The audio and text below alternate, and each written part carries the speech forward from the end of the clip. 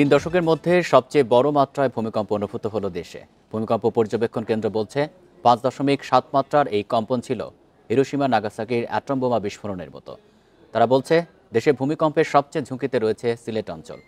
এদিকে building code মেনে ভবন নির্মাণ ও দুর্যোগ ব্যবস্থাপনায় প্রশিক্ষিত জনবলের তাগিদ দিলেন পরিবেশ ও বন উপদেষ্টা। ভূমিকম্প পর্যবেক্ষণ ও গবেষণা কেন্দ্রের তথ্য বলছে 21 নভেম্বর 3 দশকের মধ্যে সবচেয়ে বড় মাত্রার ভূমিকম্প অনুভূত হল দেশে। 5.7 মাত্রার এই ভূমিকম্পের উৎপত্তি স্থল ছিল নরসিংদীর মাধবদী। মাঝারি মাত্রার হলেও রিক্টার স্কেলে 5 মাত্রার ভূ আলোড়ন মানেই একটি তীব্র বিস্ফোরণের মতো। ভূমিকম্প ইজ ইকুইভ্যালেন্ট অফ একটা হিরোশিমা নাগাসাকির একটা বোমা। 3 দশকের মধ্যে সবচেয়ে বড় মাত্রার ভূমিকম্প ছিল আজকে। 5.7 মাত্রার একটা ভূমিকম্প হয়েছে।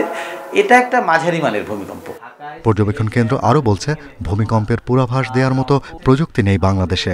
তবে কক্সবাজার, চট্টগ্রাম, খাগড়াছড়ি, কুমিল্লা, ঢাকা, সিলেট সহ 13টি জেলায় ভূমিকম্প পর্যবেক্ষণ কেন্দ্র রয়েছে। সেখানে দেখা গেছে দেশের উত্তর পূর্বাঞ্চল সবচেয়ে বেশি ঝুঁকিতে আছে। প্রযুক্তি উন্নয়ন ঘটালে কম্পন শুরুর কয়েক সেকেন্ড আগেই সতর্ক হওয়া সম্ভব।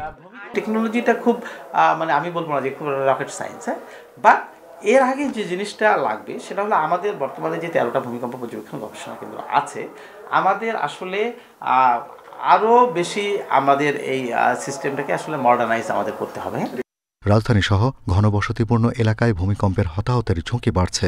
তাই বিল্ডিং কোড মেনে ভবন নির্মাণে জোর দেওয়া জরুরি বলে মনে করেন পরিবেশ উপদেষ্টা।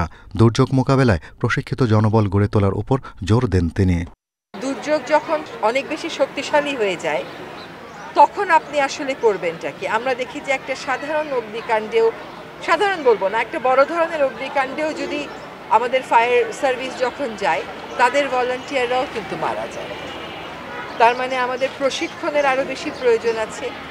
আমাদের অগ্নি ঝুঁকি আর ভূমিকম্প ঝুঁকি বিবেচনায় রেখে আমার মনে হয় 3 বছরের একটা কর্মসূচি নিয়ে যেখানে যেখানে আমাদের ঘাটতি আছে।